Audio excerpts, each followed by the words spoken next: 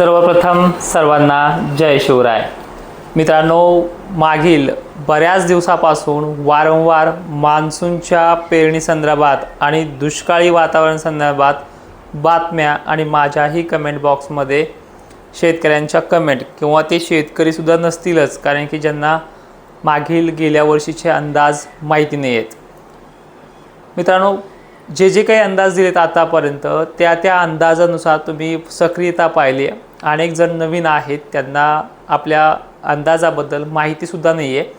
अशा शेतकऱ्यांसाठी हा व्हिडिओ बनवतोय, कारण की पुढील काळामध्ये पेरणी, धुरळ पेरणी आणि महत्त्वाचं म्हणजे मान्सूनचं असमान वितरण किंवा मान्सून संदर्भात मोठ्या बातम्यासुद्धा येतात की दुष्काळ आहे। त्याचं पूर्ण एक्सप्लेनेशन हे शेवटच्या व्हिडिओमध्ये करतोय, कारण की मान्सूनबाबत पुन्हा सांगणं देखील सारखं चुकीचं आहे। पण अनेक कमेंटसाठी हा उत्तर म्हणून आपण देण्याचा प्रयत्न करतोय। शेवटपर्यंत पाहून तुम्हाला काय वाटतं हे कमेंट बॉक्समध्ये सांगायचं आहे। सर्वात महत्त्वाचं म्हणजे मान्सून श्रीलंकापर्यंत पोहोचला आहे। जवळ असलेल्या अरबी समुद्रामध्ये कमी दाब सक्रिय आहे, त्यामुळे जे काही बाष्प येते ते पूर्णपणे छत्रपती संभाजीनगर, नाशिकमध्ये, सांगली, सोलापूरपासून परभणीपर्यंत काही ठिकाणी, जालन्यामध्येही दक्षिण भागामध्ये काही ठिकाणी, तर अहिल्यानगर, पुणे, सातारा वगैरे भागांमध्ये अनेक ठिकाणी पावसाच्या सरी त्यांनी कोसळल्या आहेत। काही ठिकाणी जास्त तर काही ठिकाणी बिलकुल नाही आहे। महत्त्वाचं म्हणजे जो काही विदर्भाचा भाग आहे, हा नागपूरपासून अकोला, अमरावती, चंद्रपूर, हिंगोली, वाशिम, इकडे खानदेश भाग, या भागामध्ये ह्या आठवड्यात पाऊसच झाला नाही आहे। पण ह्या भागामधनं असा गैरसमज झाला आहे की आता आम्हाला दुष्काळी पट्ट्यामध्ये मोडतो आहे का? हे पहा, तुम्ही अजूनही खत घेतलं नाही, अजूनही बियाणं घेतलं नाही, तर तुम्हाला दुष्काळ वाटत असेल ना, तर तुम्ही सपशेल शासकीय हवामान अंदाजावरतीच आपल्या पेरण्याचं नियोजन करायचं आहे। कारण की ह्या गोष्टी वारंवार समजून सांगण्यासाठी मी सुद्धा थकलो आहे। मी वारंवार तुम्हाला हेच सांगतो आहे की अशा प्रकारच्या कंडिशन्स होत असतात। सध्या पश्चिम महाराष्ट्रात जो काही पाऊस पडतो आहे, पश्चिम महाराष्ट्रात जे काही चालू आहे, ह्या पश्चिम महाराष्ट्रामध्ये मान्सूनचा पाऊस व्यवस्थित कधीच पडत नाही। यांना अवकाळी गरमीच्या लेवलमध्ये असलेलाच पाऊस पडतो। आणि अशी कंडिशन संभाजीनगर असेल, इकडे धुळे, जळगाव असेल किंवा मध्य महाराष्ट्रामध्ये बीड वगैरे भाग असेल, यांना फक्त परतीचा प्रवास आणि उन्हाळ्यातला अवकाळीच मोठ्या थेंबाचा किंवा वाहुणी पडतोय। या व्यतिरिक्त मान्सूनचे दोन्ही महिने, जून असतील, जुलै असेल, हा असाच राहतोय। मान्सूनचा पाऊस ह्या मराठवाड्यामध्ये आणि विदर्भातल्या अनेक भागांमध्ये कमीत कमी चांगल्या पेरण्याही करून देतो। ही दरवर्षी आहे। 2025चाच मी तुम्हाला संदर्भ देऊन ह्या मान्सून 2026चा पूर्ण एक्सप्लेनेशन करतोय। ठीक आहे, आता ही जी परिस्थिती आहे उद्भवलेली आहे सध्या महाराष्ट्रामध्ये, आपण जर पाहिलं तर परिस्थिती एवढी बिकट नाही जेवढ्या बिकट आपण अनेक माध्यमाच्या तोंडून ऐकतोय। आभाळ आलं की अंदाज सांगायचा रपाटा सुरू, आणि आभाळ गेलं त्या रखरखीत उन्हामध्ये दुष्काळाच्या बातम्या सांगणं सुरू आहे। ह्या दोन्ही गोष्टी चालू आहेत। पण एक विनंती करेल, पुढील काळामध्ये हा जो काही पट्टा आहे मान्सूनच्या पेरणीच्या वेळेला, हा नाशिकपर्यंतचा पट्टा, छत्रपती संभाजीनगरचा पट्टा, ह्या पट्ट्याला तो परेशान करणारच आहे, जो पट्ट्याला सध्या वातावरण सक्रिय आहे। कारण की मान्सूनचे वारे जेव्हा ॲक्टिव्ह होतात, कमी दाब, लो प्रेशर जो काही सक्रिय होतो, त्यावेळेस वारे इथे 70 किंवा 80च्या स्पीडने हे वारे जोराने वाहतात। पुढे जाऊन तो 40वर, 55वरून घेऊन नागपूर वगैरे भाग तो पडत राहतो। आणि ह्या भागाला सुद्धा पोषक पेरणीसाठी मान्सून जी आहे ही 14 आणि 15 जूनच्या काळामध्ये इथे स्थिरावतो आहे। ठीक आहे, या पलीकडे जाऊन सांगतो, पेरण्या कधीच कोणाच्याच लवकर झाल्या नाहीत। एका तालुक्यामध्ये उदाहरणार्थ गेल्या वर्षी 12-13ला स्टार्टअप झाल्या, त्याच घनसावंगीच घेऊयात आमचा सरळ, ह्याच घनसावंगीमध्ये 25 तारीखसुद्धा उजळलेली होती, काही ठिकाणी 28 तारीखसुद्धा उजळली होती। इकडे जामसमर्थ पट्टा वगैरे असेल, कुठलाही असेल, एक उदाहरणासाठी घेतोय।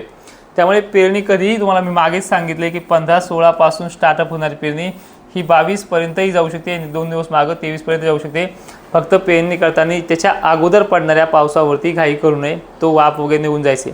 आणि हे शेवटचं सांगणं आहे तुम्हाला, यापुढे तुम्हाला चुकूनही माझा व्हिडिओ दिसणार नाही आहे सोशल मीडियावरती, आणि जे टाकतील ते गेल्या वर्षीचे जुने व्हिडिओ समजून जायचे। हा 24चा जो तारखेचा, जो 24 मेचा हा मान्सून संदर्भात एक्सप्लेन करणारा जो व्हिडिओ असेल, तो शेवटचा व्हिडिओ असेल।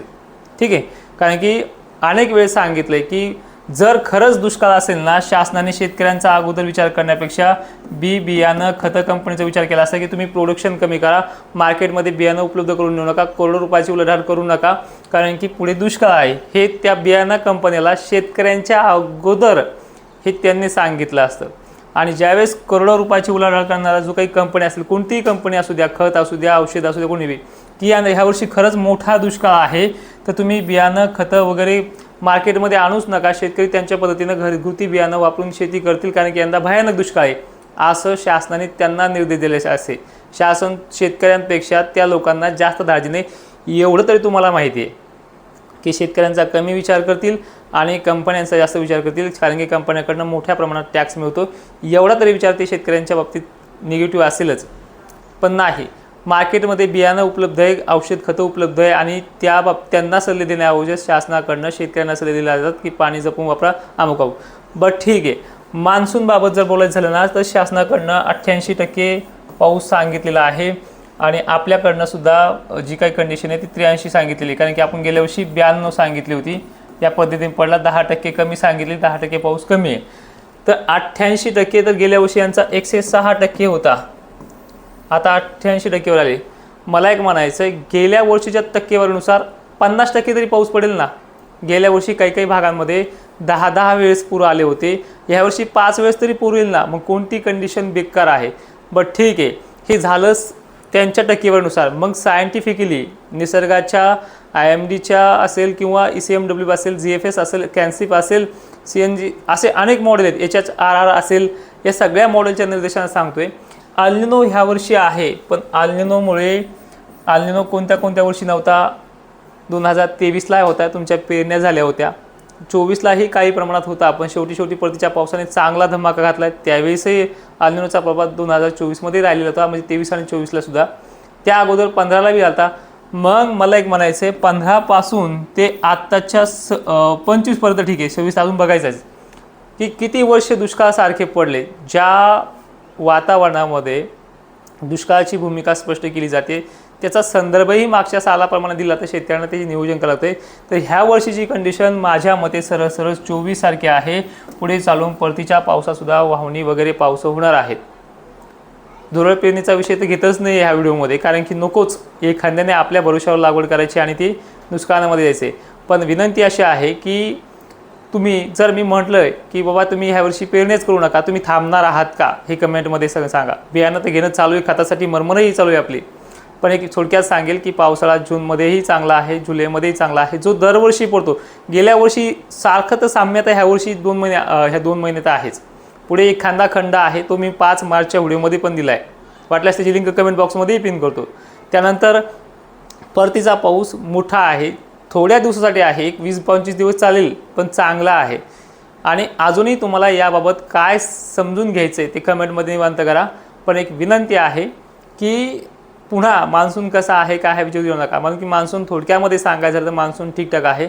इंग्रजी शब्द वापरून जर सांगायचं झालं तर एक्सप्लेन करून सांगायचं झालं की सिस्टम आवर्षण प्रणालीमध्ये राहते, दरवर्षी असतो तो पश्चिम भाग, महाराष्ट्रामध्ये जालना वगैरे पश्चिम भाग, बुलढाणा वगैरे पश्चिम भाग, इकडे आता नांदेडपर्यंतही गेले, लातूर तर पहिल्यापासूनच आवर्षणामध्ये राहतो, म्हणजे ऐन पेरणीच्या वेळेला ताळण देणं, वारं जोराने सुटणं वगैरे गोष्टी हे चालू असतं। पण उगलं की ते घरातच आलं आहे, हे आतापर्यंतचा रेकॉर्ड आहे।